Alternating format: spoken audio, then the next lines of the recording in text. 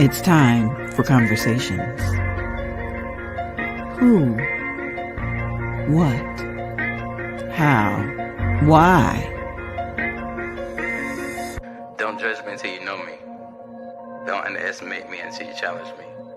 And don't talk about me until you talk to me. Or better yet, mind your business and stop minding mine. What will be today's conversation? Understanding viewpoints, educating, and stimulating discussions. It's time to connect to T-Horne, your host. It's time for conversations.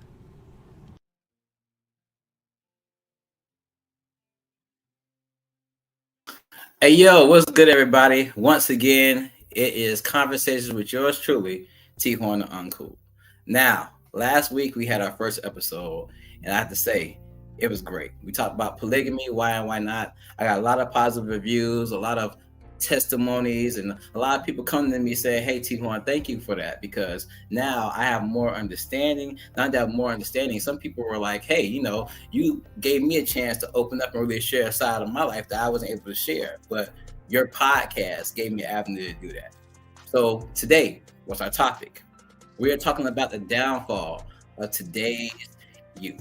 Now, I'm not saying it's a fact. That is definitely the opinion of a lot of adults today because the way we grew up and the way the youth are looking now is totally different, like night and day, like flipping the coin. It's totally different and they don't match up. So we want to get some viewpoints from some adults today who work with the youth, but also I don't feel it's fair to talk about the youth without including the youth themselves. So I invited 3 students, 2 in middle school and 1 in college to give their insights too. But before we get started, remember, it's very important to keep this show going. We need your support.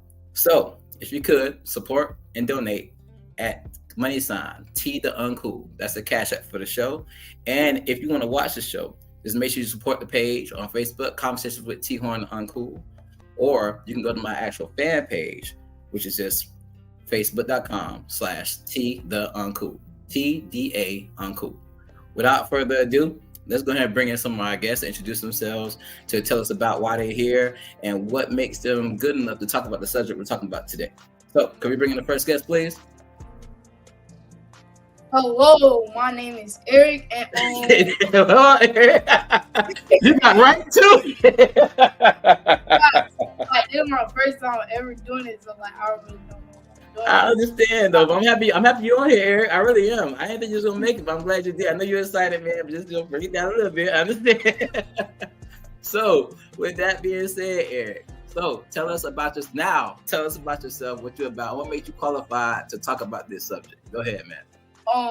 My name is Eric, and I feel like I'm very well spoken, and I can represent for the youth. How old are you, Eric? 13. All right, 13 years old. So that's a good viewpoint, a 13-year-old viewpoint, you know what I'm saying, to speak on. But speak for yourselves. It's one thing for adults to be talking about what they think, but I think it's very important for somebody of your age. And you already know I work with you in school. So this is one of my students, just so you guys know. I'm not going into details, but I work with Eric every day. And I chose him because of how well-spoken and how opinionated he is. But he's not opinionated about having facts to back up his claims. And that's what I like about him,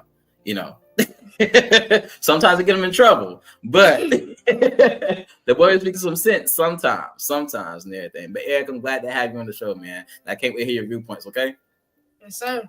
All right, next guest, please. Soraya. Hey, sweetie. Hold on, Soraya. We can't hear you, baby. We can't hear you. Turn your mic on. Okay. All right, there you go. My name is Soraya Nettlesby. I'm a college student at University of Central Florida that's located in the Orlando area. I'm 19. Why do I feel like I'm qualified? Honestly, I feel like if you're a part of the youth, it kind of makes you qualified because you're a part of what they're talking about. The different age ranges, I think it'll allow for different perspectives. So yeah, I think it's just I'm in college, so I'm a different type of youth than Eric is, since he's in middle school, and so he's a different generation. Not to say he has less to say, just to say he experienced different things in different ways. Okay, cool. So just a little backstory on Soraya. So I know Soraya and her family are members of Boom Church, Believers of One Messiah, and me and Soraya got close back in the day because I actually used to be Soraya's youth pastor back in the day. And I stayed close to her, and I always thought highly of her and her speaking and everything. And one thing about her, she's gonna tell you how you feel, whether you like it or not. Whether you like it or not. So I thought she'd be good to be on this show. But so Soraya, thank you for giving insight today and supporting the youth. I appreciate it, baby. Thank you. All right, and next guest, we got a load of them today, y'all. Hey everybody, my name is and now we got Messiah Austin on here also. So Messiah, tell everybody about yourself and why you feel like you're qualified to speak on the subject today. Well, my name is Messiah Austin. I'm 14, and I feel like I'm qualified, because I'm a part of the youth. Okay, cool. So we got 3 people representing the youth today to give insight on the downfall of youth. Do y'all feel like there's a downfall with the youth today, honestly? Yes. Yeah. I'm actually gonna say yes and no. Like I feel like we have our pros, but we have our cons as well. So Well, I that's wouldn't like necessarily yes, there's a downfall, but I definitely feel like there's like things where we could improve on. well, that's what we're here to talk about today. So I want to hear all of it. All right. So with that being said, let's bring our adult guest on at the same time. Let's go.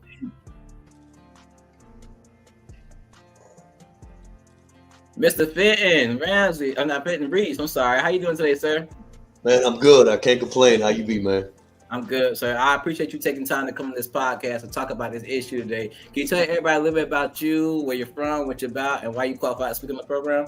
Yeah. So my name is Fenton Reese, but I'm more known as Reese the Poet or Mr. Reese, whatever the case is. I'm an artist. I make music, obviously, but I also am a slam poet and a youth mentor. I travel to different schools and try to motivate them as best I can. You know what I'm saying? Give them a little bit of truth and challenge students to make healthy life choices. I've spent probably the last 10 years jumping from elementary, middle to high school to college students, young adults, all the above. And so it's been a good time. I've had the privilege of traveling to a lot of different demographics in a lot of different areas. And so hopefully I can provide, something to this conversation. That's what's up, man. We also got Mr. Grayson Marshall. How you doing, sir? Good evening. How are you?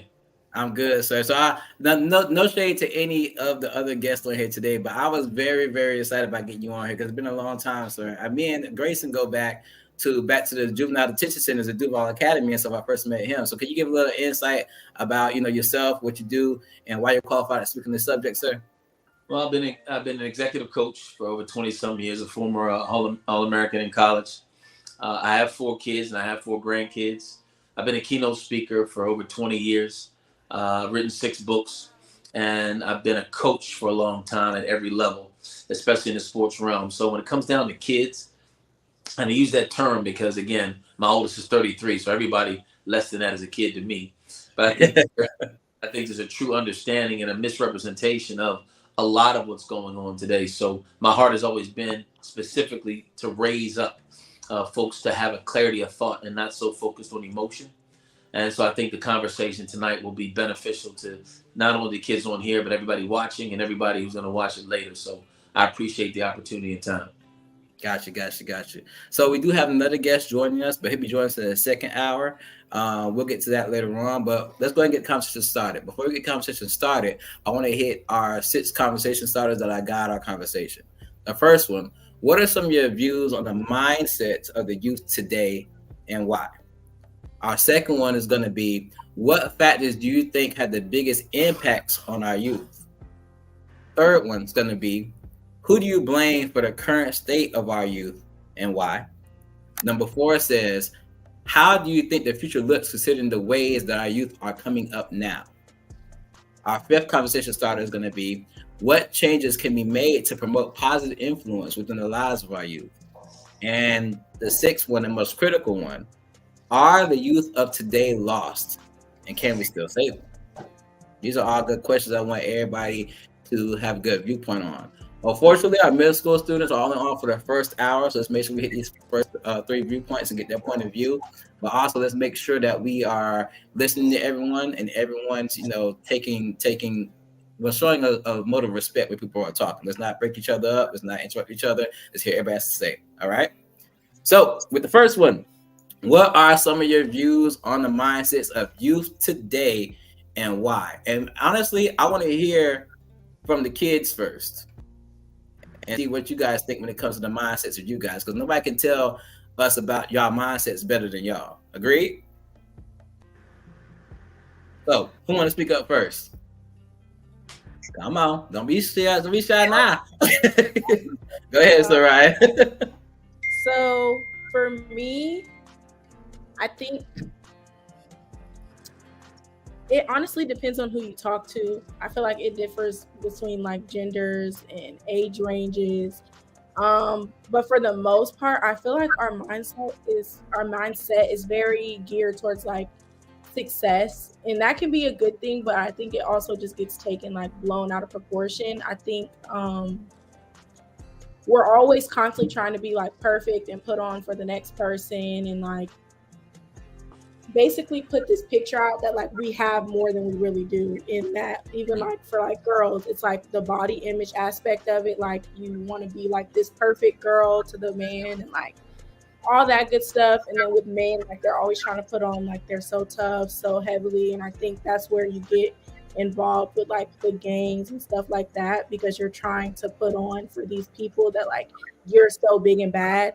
And I think it's just like definitely, you said why are, I definitely think social media contributes to it. Social media, you have to put on this front like you have it together, you have money, like the expectations of like an average 17-year-old are like absolutely insane, even down to like the things that we do for fun, the things that we wear, like it's very glamorized. And I think that people fail to realize that at the end of the day, we're all just kids. Some people can't afford the nicer things. And I think that's what leads into a lot of issues for us, is definitely social media and like our mindset of where we should be at the age that we are at. So, Sarai, let me ask you a question. You said something that caught my attention. You said that you guys' mindset is focused towards success. Mm-hmm. In your mindset, what does success look like for you? Well, my success, I feel like, is really different because I've gotten told many times that I'm like mature for my age. So the things that I want to reach in life is like a happy, successful career. I'm going into the medical field, so I want to be successful in that. I want to have a good husband, a husband that's God fearing. So it's like my mindset for a 19-year-old, most 19-year-olds aren't thinking about like when they get married, is their husband going to be praying every night over the family? Most 19-year-olds don't think like that. But that those are some of the things that I have that are like my personal goals. Like, if I'm marrying, are they God fearing? My schooling, just who I am in the community, am I giving a good enough benefit to people?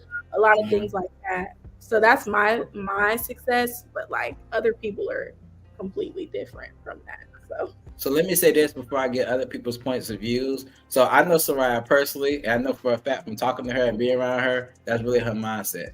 To the other guys, even you too, Soraya, I don't want you guys to think that because you're on this podcast, you can't say what you really want to say, or you have to put on to look good. The whole point of this podcast is to be honest and to really tell how you feel. So Soraya gave her definition of what success is.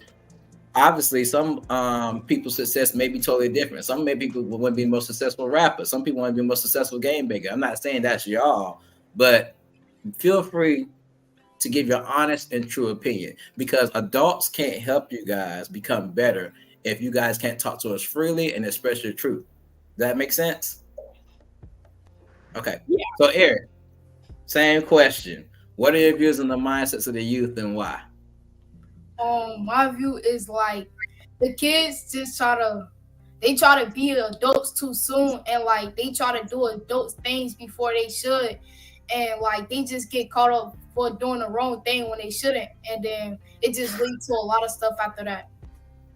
I got you. That makes sense. So even when somebody have a child has a conversation, because I remember a conversation me and you had, Eric, that you said your mindset, you trying to have a mindset of Martin Luther King, where sometimes you got to challenge authority, you know what I'm saying, to get the point across. You know what I'm saying? Is that kind of, would you put that in the category of kids putting their mindsets of an adult, or just no, I'm just asking. I'm not blaming that. I'm just saying, like, do you feel like that's a kid putting themselves in the place of adult, or a kid just, you know, not say challenging authority, but questioning authority to the point of trying to get understanding? Yeah, it's like my opinion. I think like we all kind of equal in sort of a way. Like I can't feel like you better than me just because you older than me. So it's like you just not gonna kind of like try to little man me because okay, because like you are way older than me. So it's like I can't like, and then I feel like I should get the same respect as somebody that's older than me. But like nowadays it's just like I don't know. It's Can I Nah, not. you said it good. You said it real good. Can I ask that? Go ahead, Sarai. Eric, I used to struggle with that, and my mom's on here, she'll comment and tell you. I struggled with that as a little girl very much because I felt like even though yes I was little, I still had a voice, I still had an opinion, and that like contributes to the way that I want to raise my kids. And even in the Black community, I think it's really highlighted that like when a kid has an opinion, depending on the parent, I won't say the entire Black community, but it's very popular in the Black community that kids are not supposed to have an opinion. You're supposed to just kind of like take what it is, you know, do what I say, don't ask questions. And I was fortunate enough to grow up with parents who allowed me to be so vocal, but I definitely see where you're coming from. Like even when you're young, you kind of just expected to like sit back and go with the flow, not really ask any questions, not really question authority. And sometimes it's not even really questioning authority. It's just you're trying to get an understanding of like why you're doing something or where this came about. Like, you know, and it's not popular, especially in the Black community, to ask questions of like your elders and stuff like that. And I feel like that would definitely help if it was more vocalized that we're able to ask questions and it's not seen as disrespectful. I got you. Okay. I see y'all with a little team up right there. I'll watch y'all too, all right? Messiah, what's your viewpoint, boss man? Then we'll get to the adults. Man, I feel like everybody like they got like their own mindset. You know what I'm saying? Like everybody got like that. They got like their own mindset. You know, like they can only like control their own mindset. Like Eric say, like certain ages, you know, like I can't mess with them. Like they like a certain age, you know what I'm saying? Like I don't like people mindset these days. Like I really like don't like understand it. Like it don't make no sense. Like and you be thinking like some of the other kids like they mindset is like more like mature, but like you'll think that, but like whole time like they mindsets be like like kind of like 10, 12. So you saying the age there'll be a certain age or higher, but their mindset would be like a 10 or 12-year-old level. Like it'll be a teenager, but they'll still be thinking like a 10 or 12-year-old. They could be like That's somebody in our class right like that. All right. Like so it's an immaturity thing. Yes. Be like 16 and still act like a 10, 12-year-old. Like, well, you know, I've ended up with that a lot, so y'all know that. Okay, cool. I like that. I like the immaturity mindset. So, Fenton, what you got to say on that? What's your mindset of the youth today, and why you think it's like that? What's your mindset of the youth today, I should say? Well, so hot take, I guess. I personally don't think the mindset of the young people is as lost as people think it is, right? There's been a lot of talk about how this generation's mindset is all jacked up and they're so crazy and they don't know nothing from nothing and all that kind of stuff. And the reality is I've run into some youth that really got some strong heads on their shoulders. In fact, I've run into some youth that are even more conscious or woke than adults. So I would say that I think it's a misinterpretation or it's a misunderstanding to say that this generation has a broken mindset. I think that the things that they value is different than the things that we value. I think the things that are prioritized in their minds coming up and what they've been, taught and fed on and the way they're raised has been different. So their priorities are different. And the reality is that some of them are not, are not ideal. That's true. Yeah. But I also know on the flip side, they are more aware in other areas that our generation is like, yo, I didn't even realize you were even thinking about that. I would have never even thought about that at your age. So I think when we talk about their mindset, I think that their mindset is different. And I think that their value is different and their priorities are different. And I think that if we as adults can get a better understanding of that, we'll be able to better shape that generation into the direction and point them in the direction that they need to go. And when we talk later, I mean, there's more, on where that came about and what that looks like. But I just think their mindset is more just, I mean, they think differently than we do. They don't think about, and one thing is, I will say, they don't really think about necessarily like the future like we did. Like we think about the future, like, what's your 5 and 10 year plan and But a lot of them, they think more like, look, I got to figure out what I'm going to do today. I got to figure out what I'm doing. Like I got to figure out how I'm gonna get through, school today. Because they have a lot of, they just have a lot of different ways they process information. So I just think that it's a learning curve. It's a process. Technology has played a big role in that, and we'll talk about that later. But I would say their mindset is definitely different, and they do prioritize some things that I do not agree with. However, I don't think they are as broken in their mindset as people think they are. And you know what? You said something. You said that back when we were young, our mindset was more focused on, we were told like, what's your 5-year, 10-year plan and stuff like that. And we were, if I can speak from my personal standpoint, as somebody who's made a lot of mistakes and used my mistakes to try to get the youth and say, hey, I've done this before. I'm not trying to watch you do the same thing. Those seeds were planted back in the day. What's your 5-year plan, 10-year plan? So now we find ourselves I find myself trying to impart that in the youth today. But like you said, they're worried about, hey, what I'm gonna do today, how I'm gonna eat, what I'm gonna do after I get out of school, you know what I'm saying? Who I'm gonna hop on and log on with Fortnite tonight and stuff like that and everything. And I'm trying to plug that to them because I didn't take advantage of that, not realizing I'm not meeting them where they're at. You know what I'm saying? I'm not meeting them where their mind frames are at today. You know what I'm saying? So I'm pushing. It's kind of like, okay, Mr. Horn, you kind of annoying me and stuff. You know what I'm saying? I'm not even thinking about that right now. You feel me? I know Grayson got to say something too, but I've been thinking about something you just said. It just made me think about it. The other thing is, I will say that one could argue that some of their mindset could fall into a little superficiality. I mean, that is something that has hit, and unfortunately, it has caused a whole shift in the generation. But the other side of it is when we talk about like their future plans and thinking like that, I think the other side of it is that they don't think about the future the same from a career perspective, from a lifestyle perspective, like from any of those things. Like the whole perspective is different because think about this. They have been raised in a generation where everything they want happens almost immediately. Like they live in a very microwave generation. So that changes the way that I think about the future. I expect what I want right now. You know what I'm saying? And Sarai made a good point, and Eric made a good point about it. They've been allowed to say what they want and operate as equals. There was no separation between adults and children, and they've been allowed to say what they want, think how they want, do what they want. So that plays a big role in how they shape their perspective. So just something to think about. Gotcha. Good insight. Real good insight. Grayson, what you got to say, man? I know you got a lot. You've been hearing all these opinions and stuff. I know you got a lot to piggyback on. What's up, man? I think that having the understanding of being older and looking back at what's actually taking place, they are going to be subject to the information that's readily available to them. And that's what they base their knowledge on. They base it on what they know. The young man was saying that he felt equal to an adult. And that's part of the narrative of the world today. And what that truly does is it causes division. When everybody has their own opinion, there can never be any unity.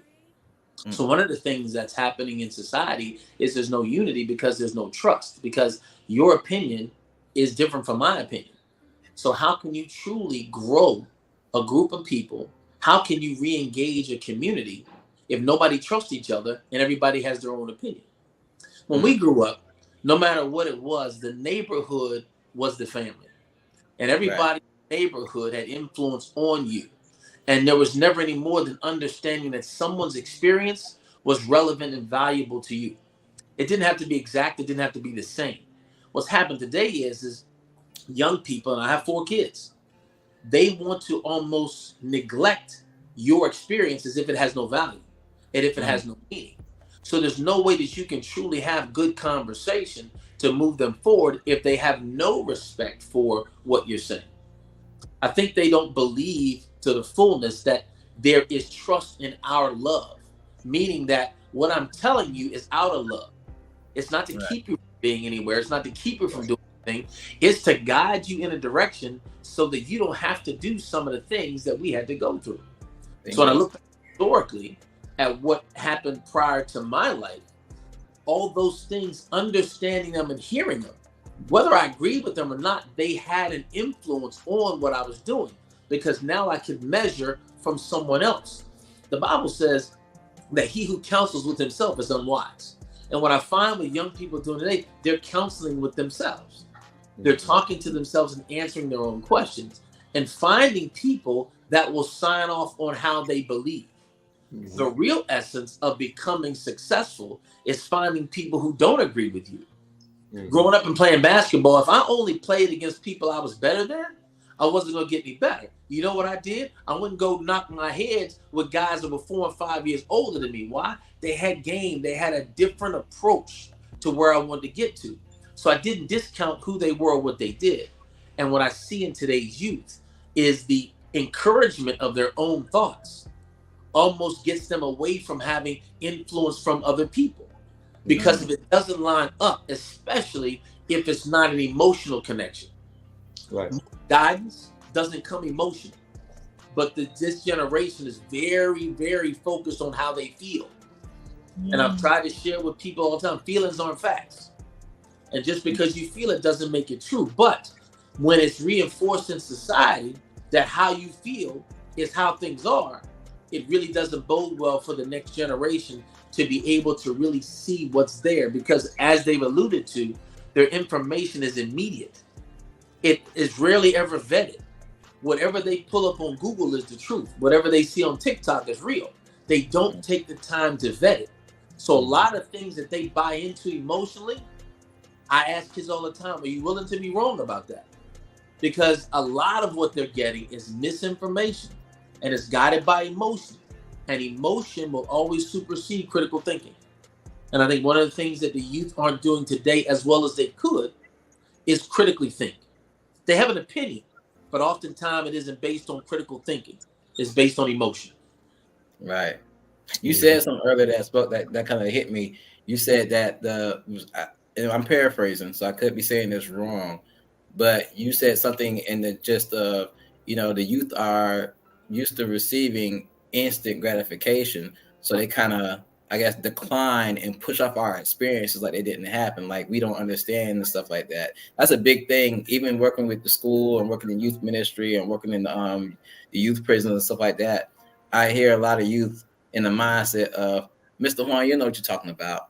You don't understand what I'm going through. You ain't been there, not realizing that we have. And I tell kids all the time, been working with kids for like 7 years now. And I tell the kids that y'all gotta understand, though the generation and the times and the what we're susceptible to, like the internet and stuff like social media, that doesn't change the fact that the experiences are still the same. And like y'all heard the phrase, there ain't nothing new under the sun. Everything y'all done, even from the shoes y'all wear. Y'all think Air Force Ones and Jordans just came out, and y'all know we've been had all them colors and all them styles and everything. They just recycled stuff. So everything's recycled. So I think it's kind of hard because of what Grayson just said. It is kind of hard to reach the youth because they do kind of bypass and put off like we don't understand the experiences they're going through. And some things are different.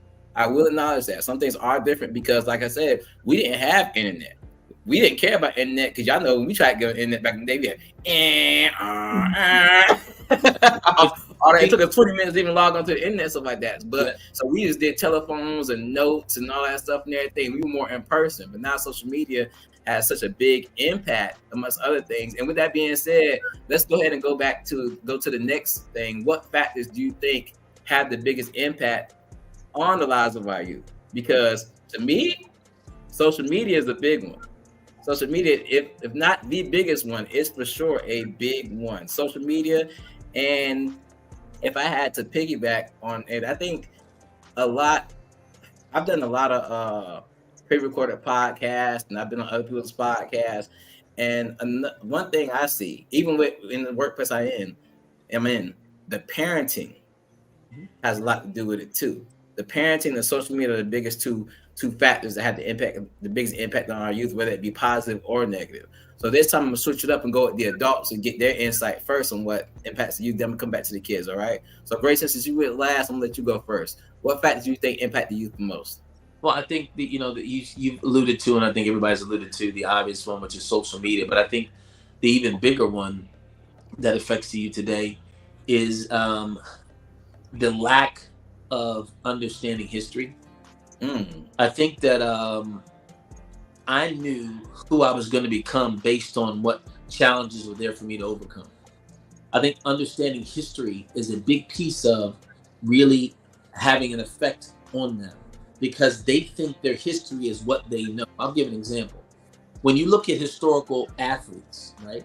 If you ask a young kid today who the greatest of all time was, and I'll use basketball, he'll say LeBron James. Right? But if you ask LeBron James, he would say Michael Jordan. That's right. So right. There's a time where they only base their history on what they've been exposed to. So that allows them or disallows them to really have a big picture of understanding. I think the way to come through success is understanding where things came from. The young lady talked about being successful and her success heading into the medical field, and she has a basis for that. But in 1894, 96% of America was self-employed. If we really understand where we were from an opportunity standpoint and why things change, it would transition you better into how you can effectively do the things that you do today. But if we only know or only believe that oppression is the opposition of success, then this is all I have to value on. And if I don't want to do that, then I have to do this. So I think those things in and of themselves factor in more than we want to. The other thing, obviously, T, is you said parenting, but it's obviously the absence of fathers in many homes. 85% of the kids today grown up in a fatherless home. And it is actually statistically true that if a father's presence is in the home, there's less deviant behavior, just his presence. And there's a lot of reasons that that's not the case. But I think those things have a greater impact than we actually want to acknowledge at times. I think we want to just throw everybody it's social media's fault. Well, at the end of the day, you still have the opportunity to parent. And you still have the opportunity to give some parameters, control, or some suggestions on how this thing should be done. I told my kids a long time ago, I'm not your friend. I'm your parent. And I think a lot of this generation, because of some of the family situations, young people have become their parents' friend. They become their confidant. They become their trusted voice. And when you cross lines of maturity in conversation, now a 13-year-old who's hearing a 42-year-old's problems makes him feel on the same level. And so I think those are some of the things that stand out for me when I look at the kids that I work with, the families that I deal with, and some of the things that they bring to me to talk to, address, and work out. Those are the three I think that are most relevant for me. So to piggyback on what you just said two things that really caught my attention. The first one was knowing the history. So just working in the school system and working with the company I work for and stuff like that, when it comes to Black History Month, I work with majority African-American kids. And what I come to realize is that not only are the kids not, studying their history or understanding their history, they don't even know their history. There are people who you can name like Harriet Tubman and Frederick Douglass or Malcolm X. Like this school year, a lot of kids heard the name, they didn't know anything about Malcolm X. Nothing. You had to show them a movie and give them a lesson to get them to understand what Malcolm X, who he was, what he's done and stuff like that and everything. And the whole time they watching the movie with me and another associate, and they're like, dang, we didn't know that.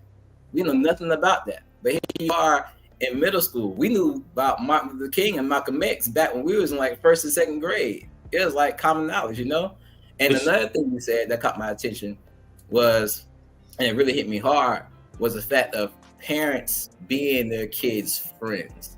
And when you're somebody's friend, you allow certain things to go on and don't check certain situations. And that's the big problem I have. Even these kids, all three of these kids on this podcast right now can tell you where, I be a cool guy sometimes, but sometimes I get really strict. And one of the main things I tell them, like, hold up, don't get it twisted. I'm not your friend. I'm not your homeboy. You know what I'm saying? There's a line you can't cross. We can joke around and everything, but when you start going too far, that's not going to draw the line. And I think, like you said, a lot of parents aren't doing that today, drawing that line. Because yes, your kid should be able to look at you as a confidant and feel comfortable with you, but not to the point where they're just, just doing anything and being grown and all that stuff. But I'm not going to harp on that. I know we got other opinions to hear. Fenton, what factors do you think have the biggest impacts on our youth today? Well, I can tell you that, you guys just said, I mean, you guys pretty much kind of laid out a lot of the foundational stuff. I mean, social media, I think history is important. I think critical thinking you mentioned earlier is a huge one that the feelings thing, man, let me tell you that right there, like they say, emotions make good servants, but terrible masters. And I think what happens is that, I 100% agree that this generation, I think one of the biggest challenges is they've been convinced that what they feel is true. And like I wrote this down a long time ago, was like the fact that you're feeling does not mean what you're feeling is fact. And what you have to understand is that regardless of, you could teach history all day, you could have all the systems in place, the opportunities in place, but if I operate only solely on how I feel at the moment, I will never be successful. Your emotions will drive you to destruction, regardless of, they could lay out the red carpet for your success, but if you act on how you feel, you're toast, right? But I want to throw out a kind of a curveball that I think impacts our youth that kind of piggybacks a little bit off the parents being friends, because I think one thing that really hurts us is we have a cultural issue, and it's not just, and the cultural issue is not just like, oh, we like this stuff and we promote. No. Here's the issue that I see.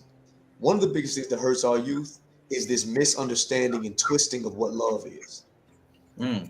We have confused love with affirmation. And so we think that if I love you, or they have been convinced that someone who agrees with them loves them, and people who disagree with them don't love them. Yeah. And if that becomes your guide, you are going to run into a whole lot of problems, because the truth is, it's quite the opposite. People who love you will tell you the truth. People who don't love you will let you walk right off that cliff.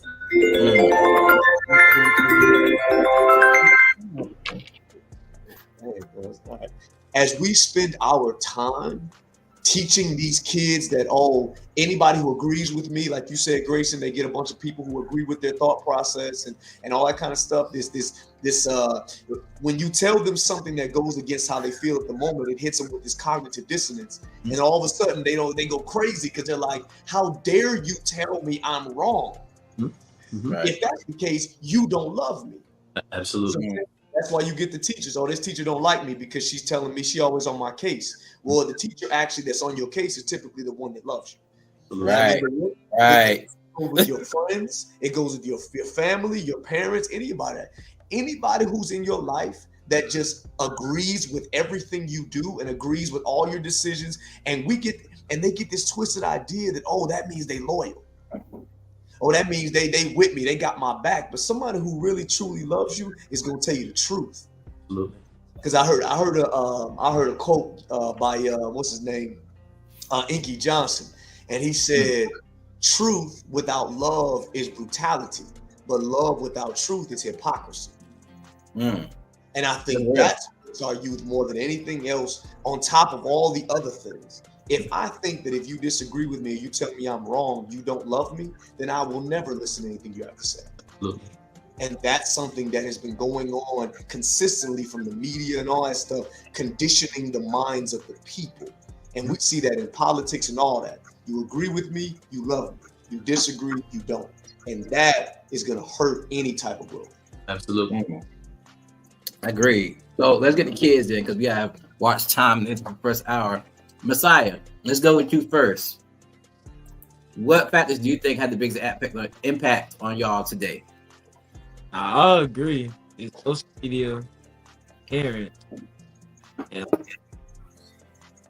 Oh, I'm sorry. Go ahead, sir. Continue to elaborate. I'm sorry. Go ahead.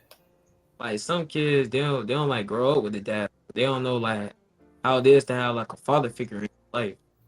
And then like social media type wise, a lot of stuff be going on. Like your parents will tell you one, you look on social media, it's something different. Okay. I like that, because a lot of times you made a good point, because a lot of times parents tell you so much without realizing, like, okay, yeah, I'm telling my kid this, but on the flip side, social media, music, their friends are being told something totally different. And if everything else is saying the opposite of what our parents say, who are they gonna believe, the majority or the minority? So I can understand that. That's a good viewpoint you made. Eric, give me some insight, sir. What do you think impacts the youth the most? Okay, I'm gonna say entertainment, because like the entertainment that they listen to, like rappers like Baby Kia and NBA YoungBoy, and for a lot of kids nowadays, like between 13, like 10, like 10, 9, are listening to somebody named Baby Kia, and they calling him like a D1 crash out, and that means like he'll do anything, like he'll just go kill somebody just for no reason, and then What? yeah, while like they be calling him a D1 crash out and like he a demon child, and then they just like keep listening to him. And then like the guy NBA YoungBoy, like they just like I guess they see it as entertainment and they see it as cool because other kids listen to him, and like they be like, oh, if you don't listen to him, you lame. Like how you don't listen to him, or how you don't listen to him, or like it's like kids nowadays just try to go with the flow, especially when you don't have that many friends, like you just trying to look cool in front of somebody else. So you said something just now that was that's an impactful thing that you didn't realize you said. You talked about entertainment, but then you talked about the fact of not having friends and wanting to seem cool and wanting to fit in with everybody. So now you're doing things as a youth that you know probably ain't all the way right. You know what I'm saying? But you're doing it to impress people to get admiration or affirmation, to feel like you fit in, to feel like you're in the cool crowd.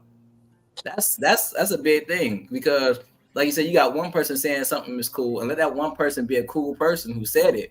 Now, because that one cool person said it, not everybody wants to say it, not realizing you're just being a follower and not being a leader. And that's one of the biggest things that the hardest things to preach to kids today is to be a leader and not a follower. When everything from social media is telling you, hey, follow this person, follow this person, follow this person, subconsciously not even realizing you're being trained to be a follower and not be a leader. This is my insight on that and everything. So, Ryan, go ahead and give me your 2 cents, babe. I've been dying to talk, y'all. I am a professional talker. I never shut up. I have so many things to say. But I definitely agree with Mr. Marshall. Some of his I guess point of view of it. I think that the parenting definitely plays into it. There's this new thing called gentle parenting, and I think that it takes away, like, it's basically like people feel as though kids have been disciplined too much. And I do agree with it in a certain aspect. I think that sometimes in culture, it's just like hit, and never like really understanding why your child is doing something. But I also do think that discipline is definitely needed. Even in the Bible, God tells us like you need discipline. Without discipline, there's never going to be any structure. And I will say that our generation throws around like this phobia word a lot. Like just because you feel like something is wrong, let's say I say, oh, Messiah, like I don't really like your hoodie. Now I'm colorist. I hate him. I want him to die like that. There's no difference of opinion, even though like I may not agree with what somebody else is saying. It's like now we can't talk at all because I don't agree with what you're saying. And I think, bro, hey, you hating on my hoodie, so you must not like me. That's why it's that. There's a power in the words. Like you saying you're hating, but you say I hate you. I don't hate you. I just dislike what you got going on. That's all. Yeah, it's like if you disagree with anything in their lifestyle, they feel like we cannot communicate, we can't come together, we can't agree because you don't like this. So why would I like you? And then another thing that there's definitely a spectrum of the youth, and the spectrum is so big because of social media. And there are some youth that take social media to its benefit. They learn the history, because there's some things that I learned on TikTok that I never would have known about. And it's like it just really depends on how you use social media. And it's such a wide spectrum because there's so many different things going on. And I read this article one time.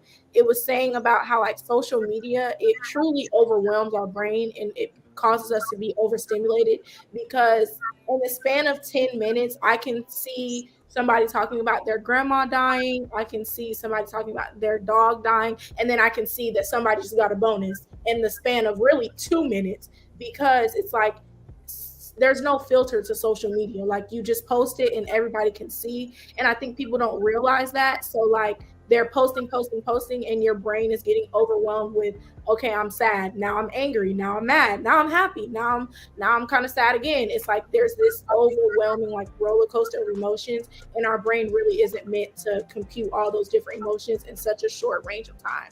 So I think that also contributes to why we are the way we are, especially what Eric said, like the whole D1 crash out thing. People really praise that because it seems like that type of mentality, like they want what they have. So like, for example, the rapper that he's talking about could be seen as very successful.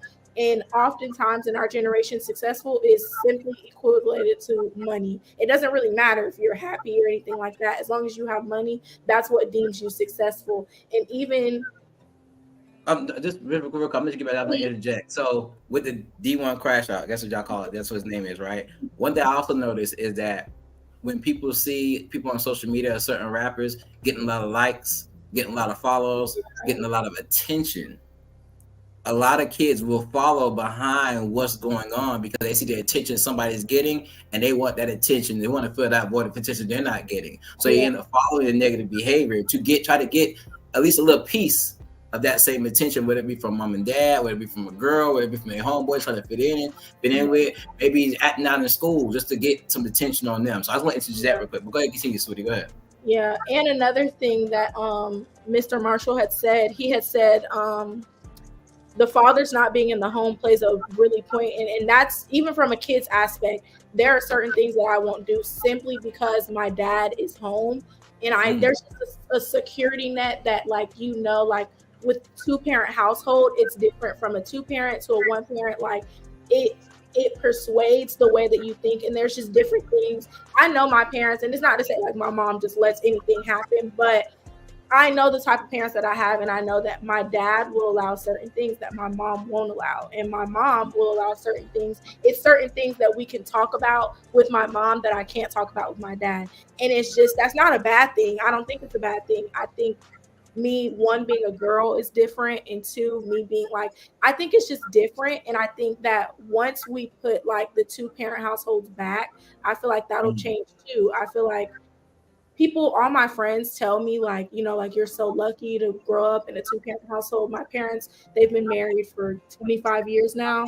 So that's just something that I'm used to. I grew up with structure. I grew up with God in my life. I grew up going to church. I've always had that instilled. And so now, like, going away to college to different types of like people where they were raised differently, and like their parents allowed certain things that they really shouldn't have, like, I think that is also the problem too. Of course, social media, I feel like everybody knows that. Social media, it allows you open access to way too many things. And I think that there are not enough restrictions, especially for young, because like everybody else has it. The average age that you get a phone now is probably like 10. I know I got my first phone in like elementary school, but I think it was simply because like I had to walk home and stuff. So like my mom wanted that form of communication. But I think access to social media is just too much. And I think that parents sometimes get caught up in, wanting to be a good parent, want to be considered a good mom. Any position that you have, you want to be considered good. You want people to like you. You want people, that's human nature. But I think some parents get caught up in wanting to please their kids too much. And so they allow their kid too much access to things that they shouldn't know, that they shouldn't be like around, or they shouldn't have knowledge of at that age. That's crazy. You said something. You talking about you first got your phone, you were younger, right? It's crazy how dynamic is a parent these days. I didn't get my first phone until I was 18 years old. Yeah. And that was a flip phone. So without no internet access or nothing, you know what I'm saying? I had access to a phone pretty soon. And I think it's simply because my parents were blessed enough to give me one. And it was more of like a communication thing. But I wasn't allowed to have like Snapchat, Instagram. And even though when I did have those platforms, my mom follows me on all my social media platforms. I'm not allowed. Like, I hear people like, they say like some people say that's lame. Some people say that's lame. Like, then you can have your own privacy. They'll call you lame because of that. Yeah, like my mom, she's my friend on everything. Like, she sees everything, and I really do have a good relationship with my mom. I think that plays a part into it. Like, I'm pretty much able to talk about anything with my mom. And there's, like Mr. Marshall was saying, there is a difference in being like a friend and being confident. There are certain things that I know I can talk to my mom about anything, but there are certain things that I'm never going to say to my mom simply because that's my mom. And I think that's gotten taken away from our our generation because of social media. It puts on like, well, you're just as, you're the same as your parent. I personally don't believe that. I feel like, yes, kids we're earned respect and we're earned to be treated like a person. But at the same time, you're still a kid. You don't know everything that you're going to know. And that's not a bad thing. Like Eric was saying, kids want to grow up so fast and there's really no need to. So yeah. Well, I'm sorry to cut you off, sweetie, but we are coming up to a break. Let me say this one, because I know Grayson, I saw him. I know he had something to say. So when we get back, piggyback what he had to say. But I just want to say, Soraya, I'm so proud of you. Y'all understand when you work with these, y'all do understand when y'all work with these kids and then you see them grow up and see them the things they say and how they come up and you see that positivity and that positive influence on it makes you feel good. It feels like you had some kind of impact in their lives. I would say I'm so proud of Soraya. But we're gonna take a break real quick because we all need to refresh. We got some more things to talk about. So just give us a couple minutes. We'll be right back, guys. See you soon. To everybody in their respective places, as he said, I go by Clarence C. Williams. I'm actually from Gainesville, Florida, home of the Florida Gators. If you ain't know, yeah, stop playing. And it's just such a blessing and an honor to be in the house of God. So I came all the way from Gainesville just to share my music ministry with you guys, amen. But before I do that, I just wanted to say the Word of God says that if my people who are called by my name shall humble themselves and pray and seek his face and turn from their wicked ways, then will I hear from heaven and I will forgive their sins and I will heal their land. And I say this because in Gainesville, I'm actually a firefighter for the city of Gainesville. And so many times, man, I'm tired of seeing so many young people lose their lives to senseless gun violence, to senseless foolishness, when the church seems like they're not doing anything about it. It seems like there's a lacking, in the house of God. A lot of times, sometimes you even see the same thing that's going on in the world in the church. And it's time for us to turn back to God. It's time for us to be serious with God. It's time for us to get back to praying. It's time for us to get back to fasting and seeking the face of God.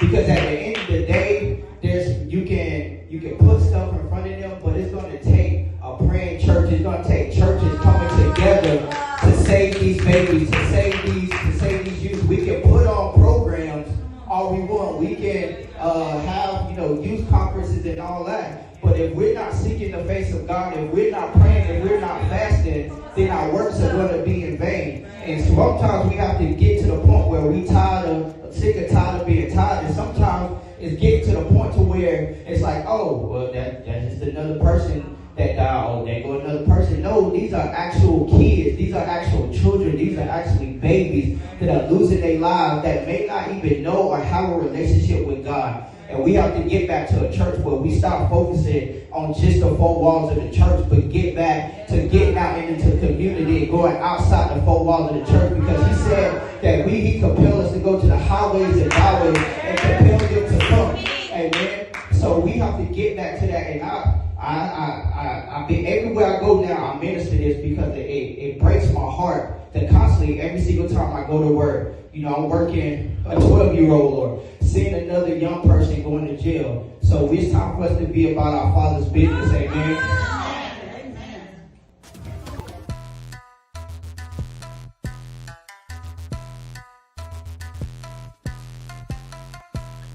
Hey folks, well, I got one more testimony I want to share with you. Identity theft. Look, I know a lot of people have a lot of programs out there, but our program goes a lot further than most. See, most people think identity theft, they think of credit. Credit's the easiest thing you can solve. But you got to ask yourself is, what else are they not telling me? I'm going to tell you what they're not telling you. It's called criminal identity theft. We had a young lady who was going to apply for a college loan. She said, sir, when I was 18, I'm 19 now, I went to go apply for a loan. And they told me I had 2 cars, a house, and a boat in my name. And they told me they denied me. I had to get it fixed. She spent countless hours. I don't know how much money she spent on an attorney, but had she had our services, she would have been notified immediately, right? That's on that side. Then you come talk about character and criminal. I know a gentleman that went to jail twice last year. Now he's thinking, hey, the cops are going to solve it. They're going to take care of it. It's going to be easy. Everything's going to be good to go. He thought he was just going down there for 3 hours. That means he spent 3 days. 3 days in jail for a crime he didn't commit while the cops decided to solve it. See, had he had our services, he would have been provided with a licensed private investigator. They would have had to sign a limited power of attorney. And then at that point, they would have went to work on his behalf where he wouldn't had to have dealt with that. And because he had the legal plan, the attorneys went and got his name cleared in a matter of 3 weeks, when it normally takes 2 years to clear up. I'm just sharing with you, our services makes a world of a difference. You don't have to feel vulnerable. And we're ranked number 1 by Forbes several years in a row. So if you're going to get something, you're going to spend your money, let's work with the best. With that being said, I appreciate y'all for listening to me.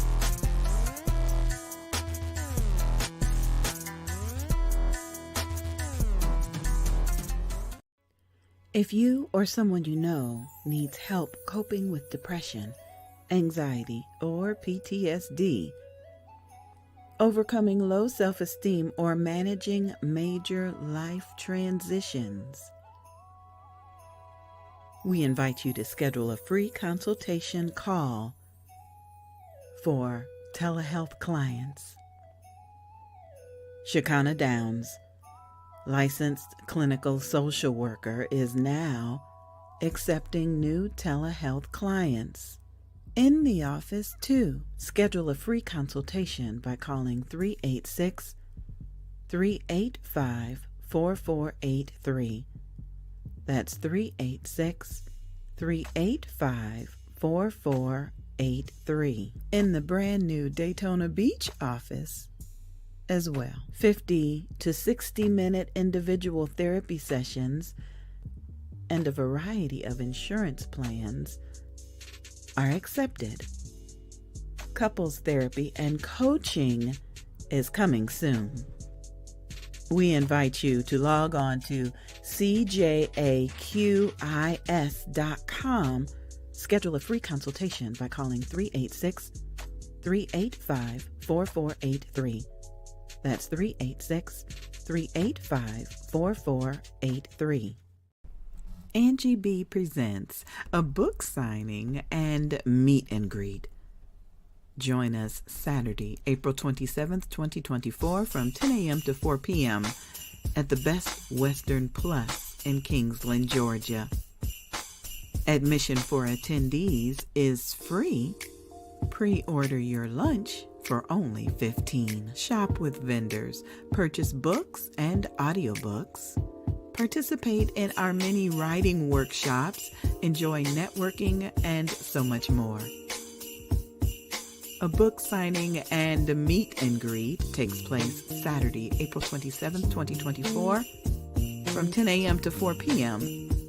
at 1375 Hospitality Avenue, Kingsland, Georgia.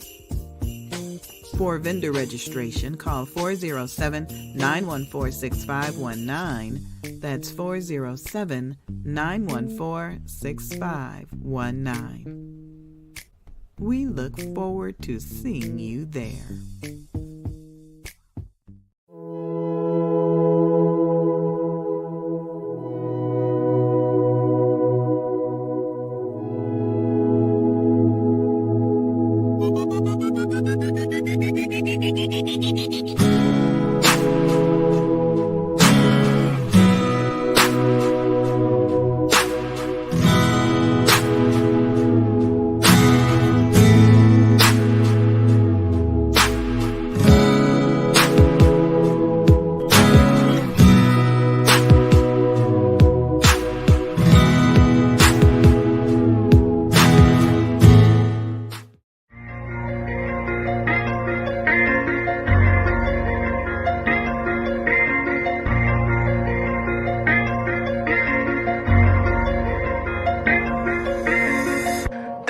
until you know me.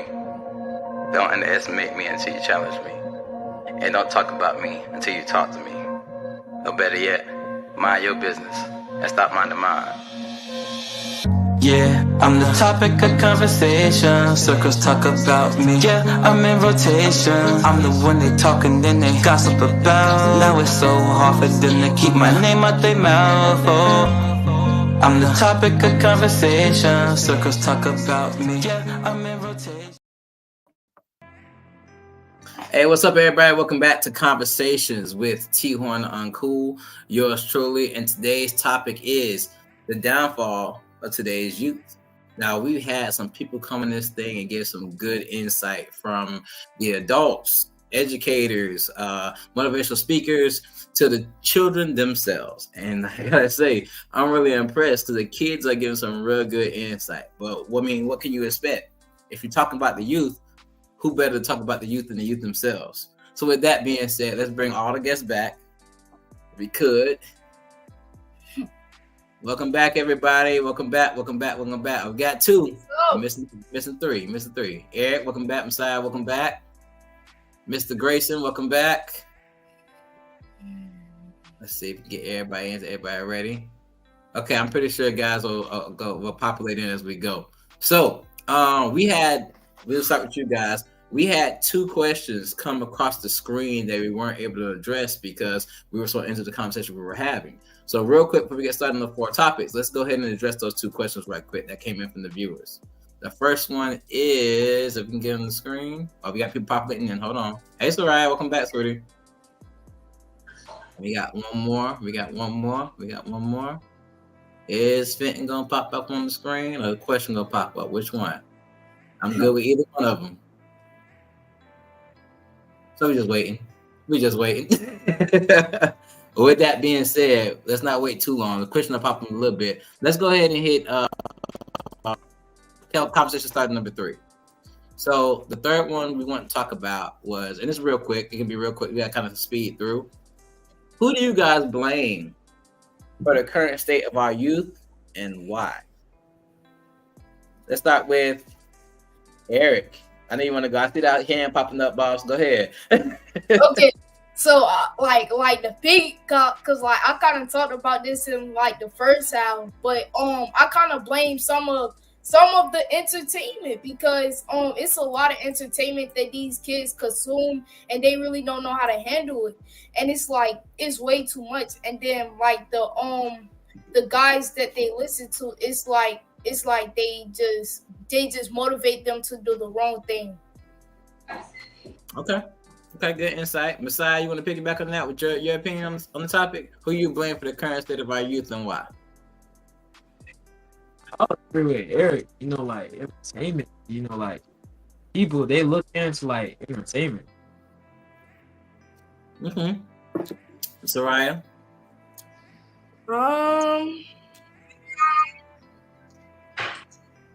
You thinking hard about it, huh?